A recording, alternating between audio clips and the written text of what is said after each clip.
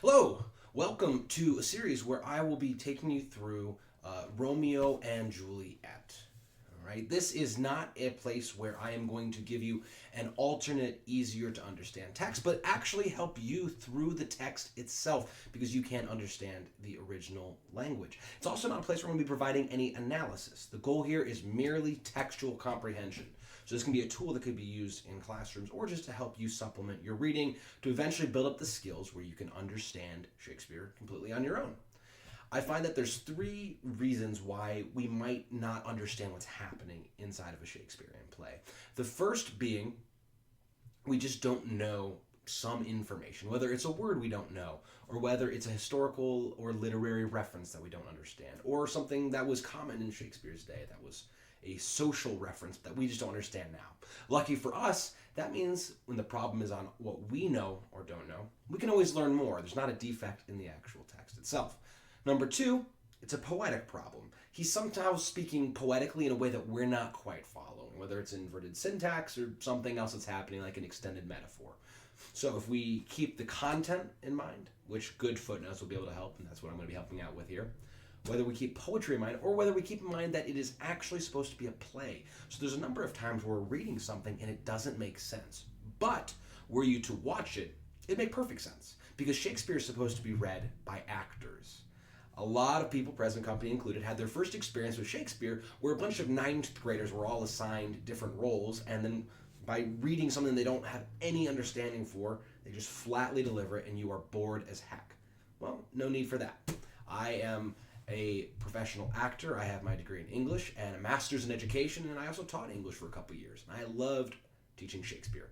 So, without much further ado, let's hop into Act 1 of Romeo and Juliet. And one last thing that I'd like to make clear is that as I'm reading, I'm not going to give a lot of background, like I said. The idea is this is the first time that you're encountering this text, just like the first time you're watching the play. If you've never seen it before, no one's going to explain plot by plot, detail by detail. I might reference things ahead of time. But approach it as if you know a little bit about Romeo and Juliet. Oh, they're two lovers, they die, rival houses. That's about all I know. That's fine. That's all you need to know. Going into it knowing absolutely everything, not always the case, because by the end of this, you'll know it. So here is the prologue of Romeo and Juliet. You enter in the chorus, would be a singular person. Two households, both alike in dignity. Households being not actually your physical house, but rather the establishment of your house. So you would have two households would be not just your family, but the extended family, as well as any servants or workers or various people.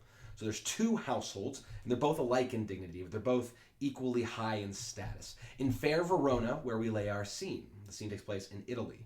From ancient grudge break to new mutiny, mutiny fighting. Here the footnote is wrangling. So there's an ancient grudge, ancient fight, ancient hatred that's going to break to a new fight where civil blood makes civil hands unclean. Civil blood, civil hands. Civil means like civilian. All right, so these are civilians who are going to be making their hands unclean. They're going to be killing each other. From forth the fatal loins of these two foes, a pair of star-crossed lovers take their life. So the fatal loins, that means that out of these there's a sense of fatality, of fate. And this whole line is filled with fate. These are star-crossed lovers. Whenever you're reading Shakespeare and hear about stars, usually has to do with fate. Think like astrology. The stars have impact on our day-to-day lives. I'm also going to say that the prologue is filled with a lot. We're not going to be stopping this much throughout the entire act, so just bear with me.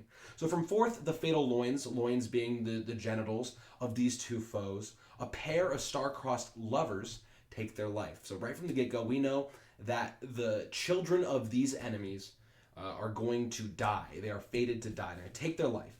Whose misadventured piteous overthrows doth with their death bury their parents' strife. A couple things. Misadventures. It's an adventure, but it's a misadventure. There's something bad happening here. Whose misadventure piteous overthrows doth with their death bury their parents' strife. So the parents have strife. With their death, they are going to kill that strife. They themselves will have to die in order for these houses to be reconciled who are ancient foes. And anytime you see doth, it just means does. So don't be afraid of that. Doth just means does. The fearful passage of their death-marked love and the continuance of their parents' rage, which but their children's end not could remove. So the fearful passage of their death marked love, so their death coming to pass, and the continuance of their parents' rage at each other, that's going to continue. Nothing can remove it except for the death of their children. We're told right here at the beginning, that's what's going to happen. Make no mistakes, this is a tragedy. So all of this is now the 2 hours traffic of our stage, the which, if you with patient ears attend, what here shall miss, our toil shall strive to mend. We're going to spend 2 hours on the stage showing you the events of this prologue. There's going to be two houses fighting, their children are going to fall in love, they're going to die, and that alone will stop the fighting. And if you happen with your patient ears to attend and we miss anything, we're going to work hard so you don't miss it. Again, like I said, the prologue, there's a lot there because it's a sonnet. This is one of those things where the poetry of it can kind of deter you. There's lots of words we don't know. He's saying things in not the most clear way. So there's the prologue. Let's get on to Act 1, Scene 1. Enter Samson and Gregory of the House of Capulet with swords and bucklers. So a thing that you should always keep in mind is the handy-dandy character list. If you're ever curious who someone is, you can always just check right at the beginning. I actually have mine marked just for this occasion. So I look and I go, House Capulet, Samson and Gregory. Okay, Samson and Gregory are both Capulet retainers. That means that they're just servants for the house.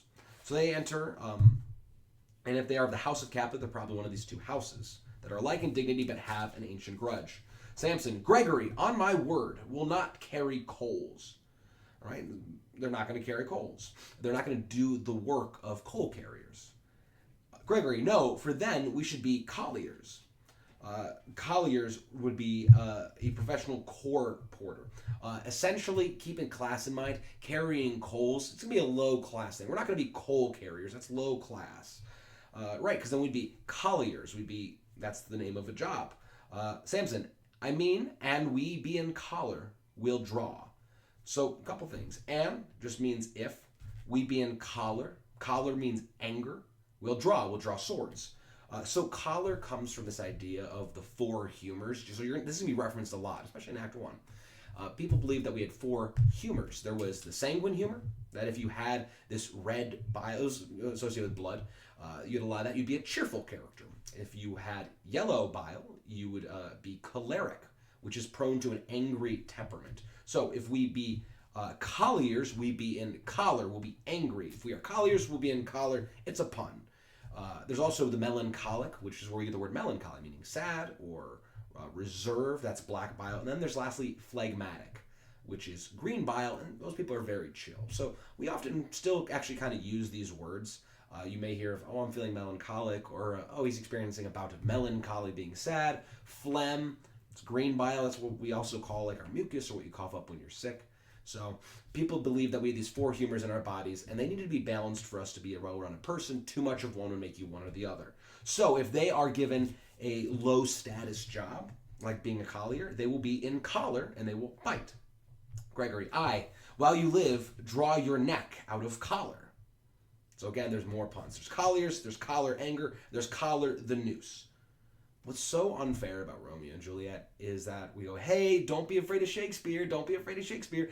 And then this first scene has so much wordplay that it immediately loses you. So stick with me. Samson, I strike quickly being moved.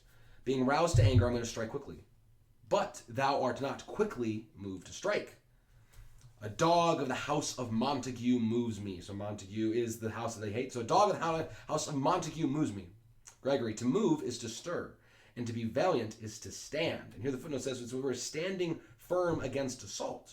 So when the house of Montague attacks me, I will stand firm against assault. But also they're starting to play on some sexual words like stand or arise. Whenever you stand or arise or something like that, he's usually talking about something sexual. So up to your imagination with what is standing, what is arising. Therefore, if thou art moved, thou runnest away. Samson, a dog of the house shall move me to stand. I will take the wall of any man or maid of Montague's. To take the wall, that means assert dominance over. I have a note here. The sidewalk nearest the wall was cleaner and nearer the street. So if you take the wall of someone, you're taking the better position. Think about it like as a carriage goes by or a car goes by. You're more likely to get splashed. Things are going to get dirtier. So if you take the wall, better for you. So I'll take the wall of any man or maid of Montague's. Gregory, well, that shows thee a weak slave. For the weakest goes to the wall. meaning the weakest are always pushed aside. This also probably a little bit in the idea of when a man and woman are walking down the street, it is proper, it is good chivalry, gentlemen keep note, for the guy to be on the outside, whereas the girl can be on the inside. Now there's a couple traditional reasons for this, all of them a little bit sexist, which is totally kind of a framework that Shakespeare would be operating in, calling women the weaker sex, even though we know that's not true. Or traditionally, so women can window shop, but it's the guy is going to get dirty if a car splashes by, or there's more out here. So, the weakest goes to the wall. Samson, 'tis true, and therefore, women, being the weaker vessels, I just tell you, are ever thrust to the wall. So, he says, women being the weaker vessels are ever thrust to the wall. They're thrust to the wall when he's banging them. Therefore, I will push Montague's men from the wall, if we're ever attacking, we'll push them off the wall, and thrust his maids to the wall. I will have sex with his maids. Gregory, the quarrel is between our masters and us, their men. Samson, 'tis all one, it's all the same. I will show myself a tyrant. When I have fought with the men, I will be civil. This is different than civilian. I will be civilized with the maids. I will cut off their heads. That's a little bit of a paradox. I'll be civil with them, I'll cut off their heads. Gregory goes, the heads of the maids? Samson, the heads of the maids, or their maiden heads, their virginity.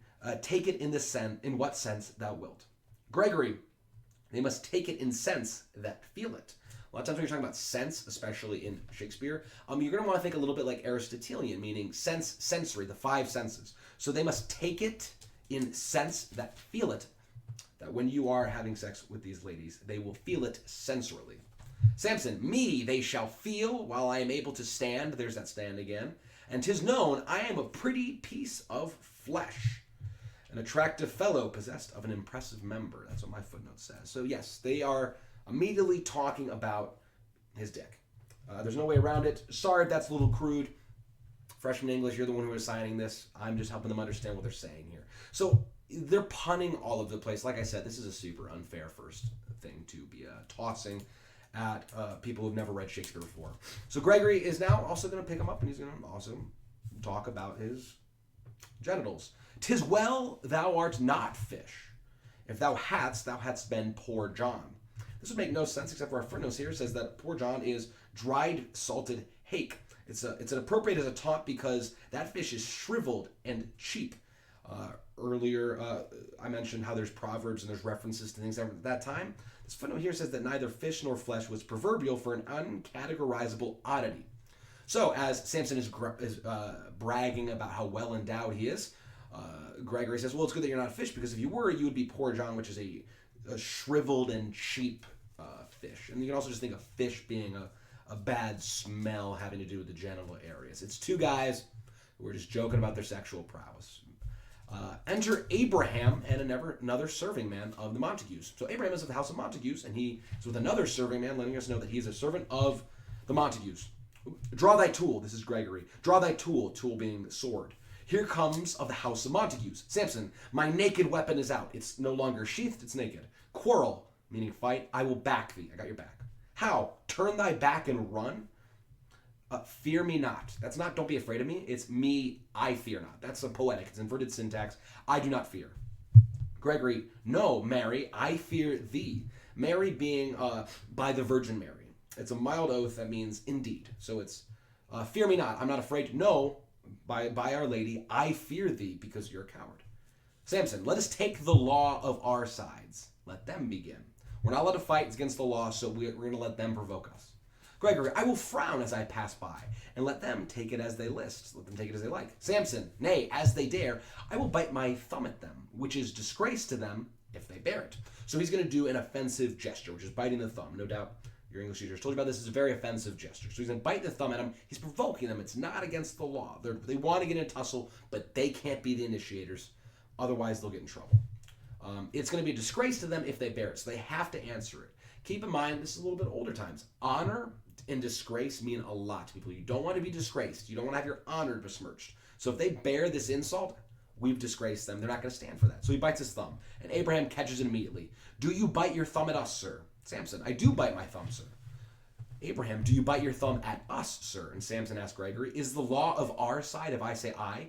Are we legally in the clear? Gregory, no. So Samson denies it. No, sir, I do not bite my thumb at you, sir, but I bite my thumb, sir. Gregory, do you quarrel, sir? Are you trying to fight? Abraham, quarrel, sir? No, sir. Samson, but if you do, sir, I am for you. Meaning, if you want to fight, I will fight you. I am for you, meaning I am for this cause that you are proposing, which is to quarrel. I serve as good a man as you. So you're going to say, we both serve as good as men. And this is a challenge that Abraham is going to answer. He goes, no better. It's not a question, but you can phrase this in a different way. So I serve as good a man as you. No better. He's not better than my master. Samson says, well, sir. That's not an answer. Benvolio enters. We'll get to that in a second. He doesn't say anything. So Gregory again asks Samson. He says, or rather Gregory tells Samson, say better. Here comes one of my master's kinsmen. Samson says to Abraham, yes, better, sir. So he says, I serve as good a man as you. They're equal. They're alike in dignity. No better? Yes, better. Those are fighting words. Yes, better. Abraham is upset. You lie, Samson. Draw if you be men. They draw their swords. Gregory, remember thy washing, meaning slashing or violent blow. And they begin to fight. At which point Benvolio of the house of Montague, he draws his sword. Part, fools, put up your swords. You know not what you do. At which point enters Tybalt. Tybalt of the house of the Capulets. What? Art thou drawn among these heartless hinds? These are cowardly servants. They're heartless hinds. Hinds are female deers, and they are without a stag, which is known as a heart. So if they're heartless hind, well, you're attacking these female deer that don't have a male deer to protect them. Well, luckily, Tybalt's here. Tybalt's a fighter. He draws. Turn thee, Benvolio. Look upon thy death. Benvolio. I do keep the peace. Benvolio's always trying to keep the peace. He's always trying to stop fights. He's pretty level-headed. I do but keep the peace. Put up thy sword. Or manage it to part these men with me. Wield it. Manage your sword and part these men with me. Draw them apart. Tybalt, what? Drawn and talk of peace? You've drawn your sword and you talk of peace? I hate the word, as I hate hell, all Montagues, and thee. Have at thee, coward. And they fight. 3 or 4 more citizens are going to enter, including an officer, and they have clubs or partisans. These are broad-tipped spears. The officer, clubs, bills, which are axe-bladed spears, and partisans strike, beat them down, down with the Capulets, down with the Montagues. This fighting then has enter Old Capulet. So this is the head of the Capulet house. He's in his gown, so maybe this is still early in the morning. He's for some reason wearing his dressing gown. It's like pajamas. And Capulet's wife. Capulet, what noise is this? Give me my longsword, ho! He's not calling his wife a hoe. He's saying, ho, like hurry, do it, go, what ho? Capulet's wife, a crutch, a crutch. Why call you for a sword? So maybe she's saying that the sword is just a crutch, or maybe you need a crutch because you're old. Capulet is asking, my sword, I say. And now enters Old Montague and his wife.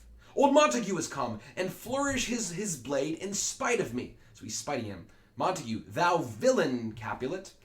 So they clearly hate each other. Villain is also more of an economic term. It's like the opposite of a gentleman. We have now adopted it to mean you evil, vile, bad person. But villain would have been just more of an insult. And there's sort of a connotation of class there. And then apparently, just like how Capulet's wife is stopping Capulet, Montague's wife is stopping Montague.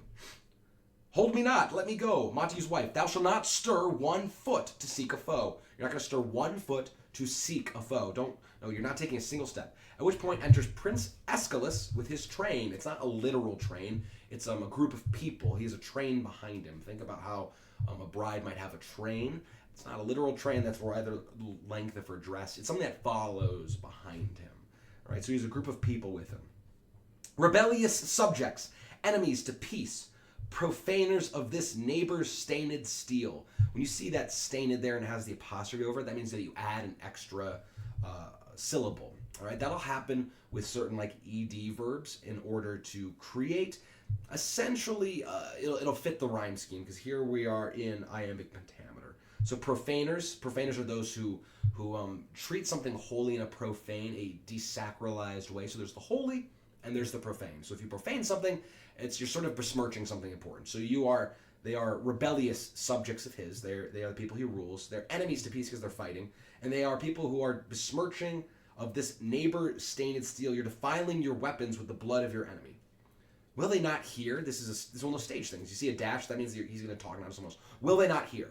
They're not listening. They're so engaged in the fight. What ho, you men, you beasts, that quench the fire of your pernicious rage with purple fountains issuing from your veins. So the fire of pernicious meaning harmful effect. So there's this harmful rage that This fire is only quenched with the blood from your veins. On pain of torture, from those bloody hands, throw your mistempered weapons to the ground. Mistempered means badly formed. So throw these badly tempered, and also sort of like mistempered, you have a bad temper. You're angry. So these poorly made weapons, but also these weapons are used in anger. Throw them to the ground and hear the sentences of your moved prince. Moved being furious. I've been moved to emotion. 3 civil brawls, bred of an airy word.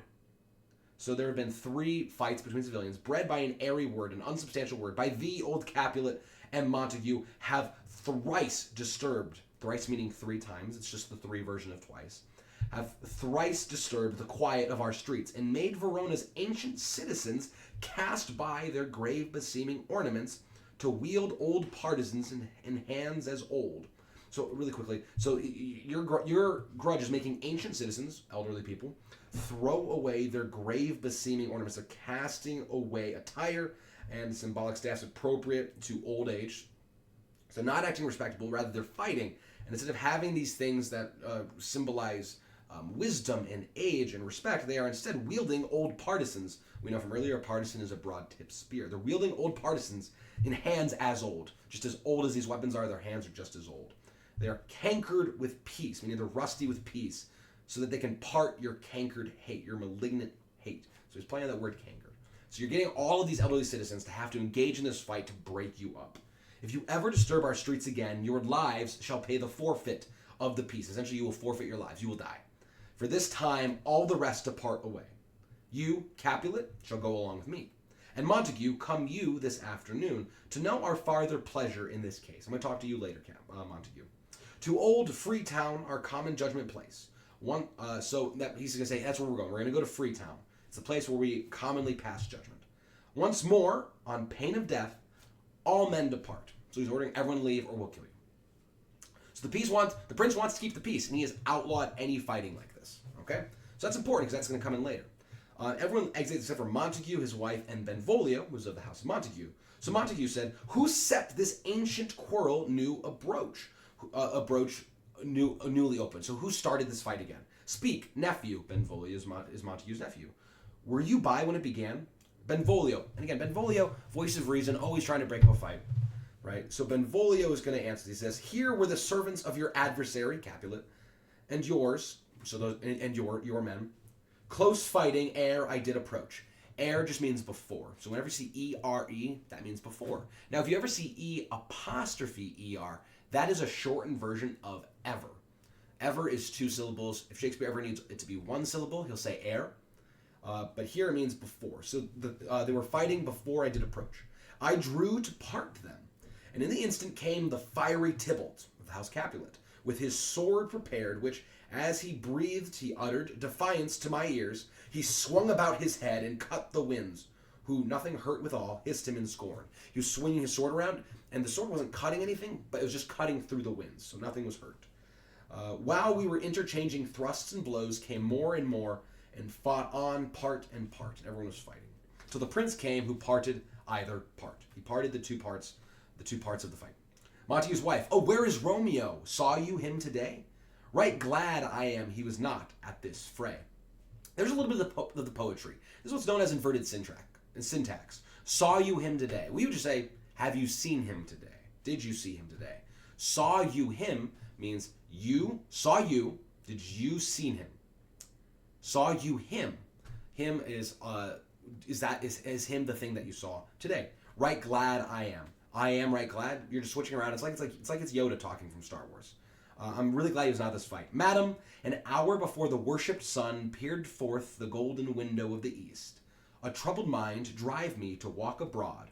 So an hour before the sun rose from the east, I had a troubled mind, and it made me walk abroad, where underneath the grove of sycamore that westward rooteth from this city side.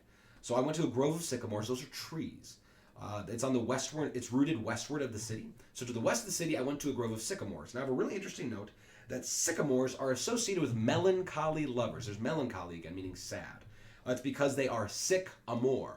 Amor means love, right? So they're sick of a love. They're love sick. So a sycamore is associated with love sickness. So that's where Benvolio went. Perhaps he's a little lovesick, or he just We don't know why he had a troubled mind. So early walking did I see your son, Romeo.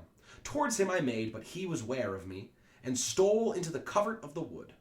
I, measuring his affections by my own, affections being, affection just doesn't mean I like you. That's commonly how we use it now. It just means affections are the passions, the emotions that affect you. So I measuring, that is figuring out how he felt, measuring his affections by my own. Remember, he's a troubled mind, which then most sought where most might not be found. At the time, I was wanting to be alone. I was most seeking where most I might not be found. Being one too many by my weary self, pursued my humor, again my emotion, not pursuing his, and gladly shunned who gladly fled from me. I saw Romeo this morning in the sycamore trees. Montague, many a morning hath he there been seen, with tears augmenting the fresh morning's dew. His tears are adding to the dew. Adding to clouds more clouds, with his deep sighs. And all so soon as the all-cheering sun should in the farthest east begin to draw the shady curtains from Aurora's bed. So just as soon as the sun begins to draw the shady curtains, Aurora is the goddess of the dawn. So the sun is drawing open the curtains so that Aurora can get out of bed and herald in the dawn. Away from light steals home my heavy son. He's not heavy. He's not a heavy person with lots of pounds. He's heavy in disposition. He's melancholic. And private in his chamber pens himself. He shuts up his windows, locks fair daylight out, and makes himself an artificial night. He's locking himself away. Black and portentous must this humor prove. Black and portentous, so this is black bile, right? That is melancholy. And it's portentous, meaning it's full of portent. A portent is an omen of things to come. So this is a sad and faded humor. Again, the humor of melancholy. So unless good counsel, unless good advice, unless good thoughts, may the cause remove. Unless someone can talk him out of this. Right? Black and portentous must this humor prove, unless good counsel may the cause of this humor remove. My noble uncle, do you know the cause? I neither know it nor can learn of him. Have you importuned him by any means? Have you asked him? Both by myself and many other friends. But he, his own affections counselor. He is the only person who is counseling his affections, his emotions. He's only listening to himself. But he, his own affections counselor, is to himself. I will not say how true, but to him so secret and so close, so far from sounding and discovery, as is the bud bit with an envious worm, ere he can spread his sweet leaves to the air, or dedicate his beauty to the same. So he is, here's an example of one of those extended metaphors, right? So when he says that he is he's his own affections counselor. I'm not going to say how true this is, meaning he is true to himself, how much he is honest with himself, all these things, but is to himself so secret and so close, he's so discreet, and so far from discovery, we're so far away from figuring out what he means, that he is, it is like the bud that is bit with an envious worm, that before the bud, the flower, can spread the sweet leaves, the petals to the air, dedicate his beauty to the same. So he is cutting off discovery, like a worm that cuts off a flower before the flower can bloom. You can see why that would be a confusing statement. Some directors might just cut that, just be like, he's so far from sounding and discovery. Could we but learn from whence his sorrows came, whence means like where, from whence, we would as willingly give cure as no. And there Romeo enters. See, where he comes, so please you step aside. I'll know his grievance, or be much denied. I'm going to know what grieves him, or I'll be denied by him. I would thou wert so happy by thy stay to hear true shrift. I would means I wish. Thou wert, it just means were, so happy, fortunate by thy stay to hear true shrift. Shrift means confession. This is a term that we don't use anymore. Like Shrive Tuesday is a day when a lot of Catholics will go to confession. So I hope you hear his confession. Come, madam, let's away. Benvolio welcomes his cousin. Good morrow, cousin. Is the day so young? But news struck 9. It's just 9 o'clock. Ay me, sad hours seem long. It's the opposite of time flies when you're having fun. Was that my father that went hence so fast? It was.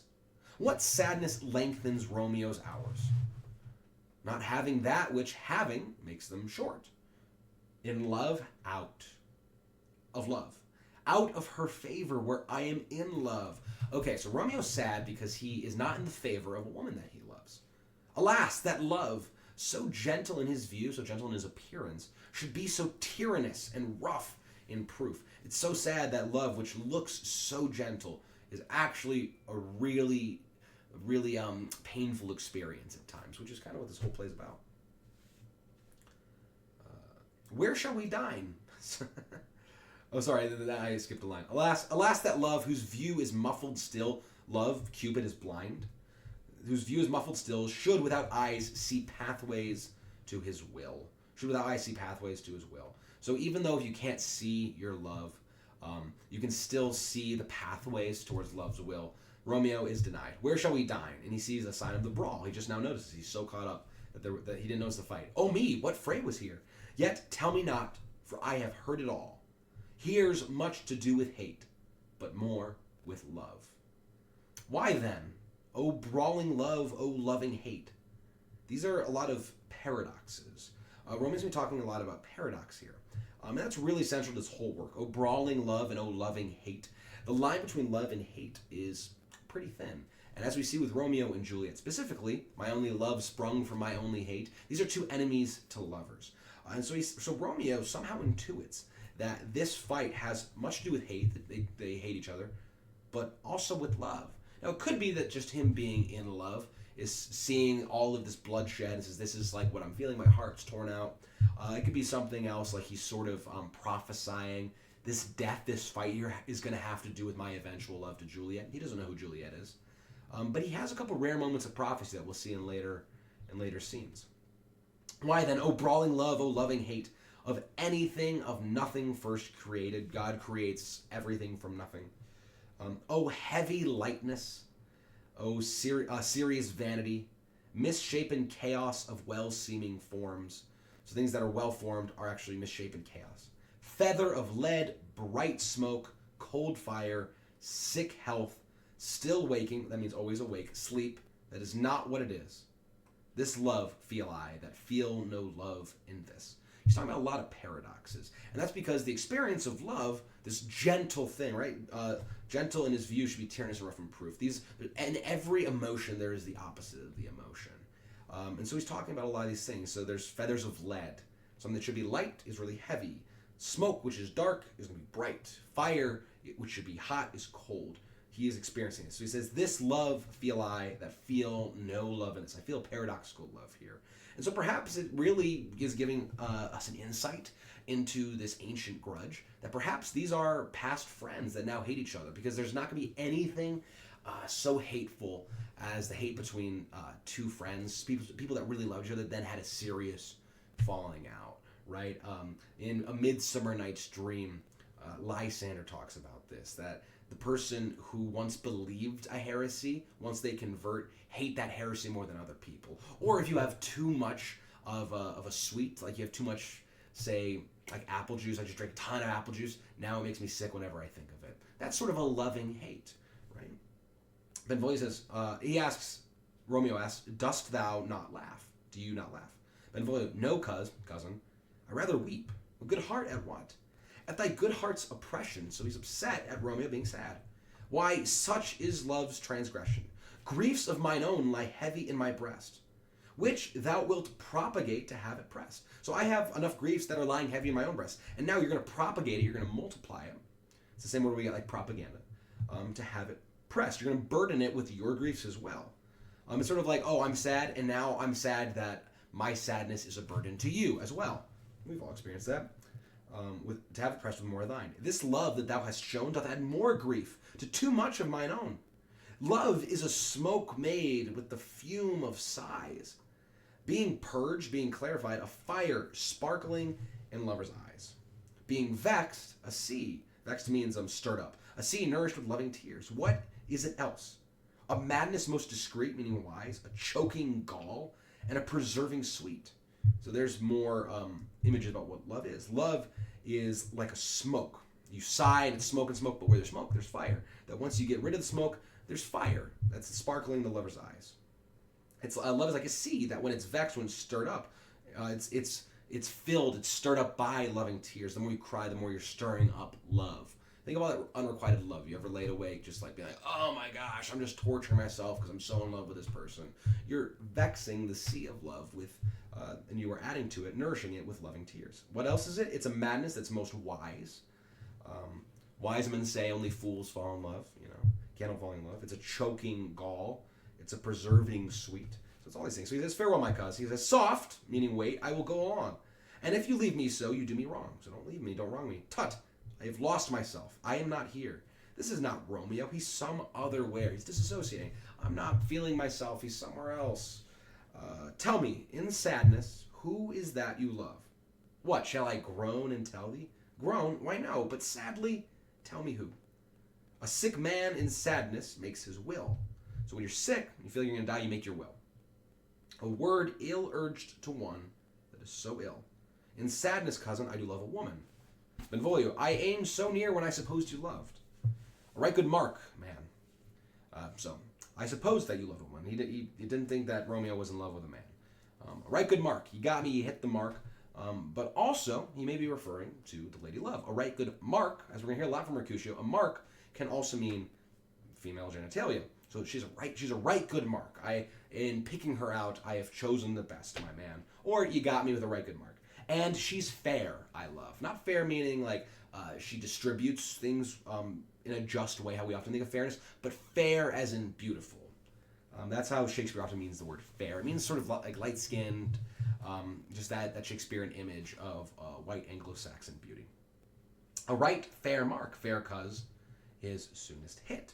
So it is the fair ones, the marks, fair cousin, who are soonest hit. Those are the ones who are soonest gone after, who are hit by Cupid's arrow. Well, in that hit you miss. She'll not be hit with Cupid's arrow. She doesn't fall in love. She hath Diana's wit. Diana is the goddess of hunting, but also chastity. So she is Diana's wit. She is chaste. She is not going to fall in love. Diana did not take any lovers. So she's like Diana. And in strong proof of chastity, well armed. She's covered with chastity. In strong proof, that's tested armor. From love's weak childish bow, Cupid shoots bows, she lives uncharmed. She will not stay the siege of loving terms. Stay means undergo. So when I siege her, if she's like a town and I'm forming a siege where I'm just hitting her with love, she will not endure it. The siege means nothing. It doesn't affect her. Nor bide the encounter of assailing eyes. If I make eyes at her and swoon and sort of make those lover's eyes, she's not falling for that either. Nor ope her lap to saint seducing gold. So this is a reference to classical Roman myth, where Jupiter, or Zeus, descended upon Danae as a shower of gold. And when it says that you want to ope her lap, it's exactly what you're thinking. This woman is not going to open her lap. For what reason did the saint seducing gold, did Zeus, in this shower of gold, ope the lap to conceive a child? So this woman is not going to open her lap to Romeo's saint seducing gold. So kind of like the men that we heard from earlier, he has quite an opinion of what he thinks she should open her lap from. Oh, she is rich in beauty, only poor that when she dies, with beauty dies her store. So she's rich in every way, except the only way that she's poor is that when she dies, her beauty's not going to get passed on. Read Shakespeare's sonnets. A lot of them are about, I have to write about this. You have to have children because you're so beautiful, and the genes, your beauty has to live on. If you don't have children, your beauty's going to die with you. That's what Romeo's upset about with this woman. Then she hath sworn that she will still live chaste. She has. She's made a vow. She's going to live chaste. Maybe she's going to become a nun, become a sister. She hath. And in that sparing makes huge waste. For beauty starved with her severity cuts beauty off from all posterity. Beauty starved with her severity. So she's so severe about who she will and will not get with that she cuts beauty off from all posterity, which is children. She is too fair, beautiful, too wise, wisely too fair, so now she's just, to merit bliss, to merit heaven's blessing by making me despair. So she's too fair, too wise, wisely too fair to merit bliss by making me despair. She makes him despair. He despairs of his own salvation because she will not give herself to him. She hath forsworn to love. She's sworn off love. And in that vow do I live dead that live to tell it now. I'm walking around dead because I can never be with this woman because she has sworn off love forever. She'll be chaste forever. Benvolio, be ruled by me. Let me rule you. I'll listen to you. Listen to me. Be ruled by me. Forget to think of her. Oh, teach me how I should forget to think. By giving liberty unto thine eyes. Examine other beauties. Romeo, 'tis the way to call hers exquisite and question more. These happy masks that kiss fair ladies' brows, being black, puts us in mind they hide the fair. So he's saying that if you want me to compare her to other ladies. all I do when I do this, I'm just gonna be reminded by how beautiful she is. That's the way to call hers exquisite in question more. If I look at other beauties, I'm just gonna be questioning how beautiful my lady love is. All the more I'm calling into question more. These happy masks that kiss fair ladies' brows, they're mask their face. These faces of these women, being black, puts us in mind. They hide the fair. So we're gonna be seeing these black masks compared to the fair white. It's a little bit of Shakespearean racism. It's not great, but being black compared to hiding the fair. He that is struck and blind cannot forget the precious treasure of his eyesight lost. Show me a mistress that is passing fair.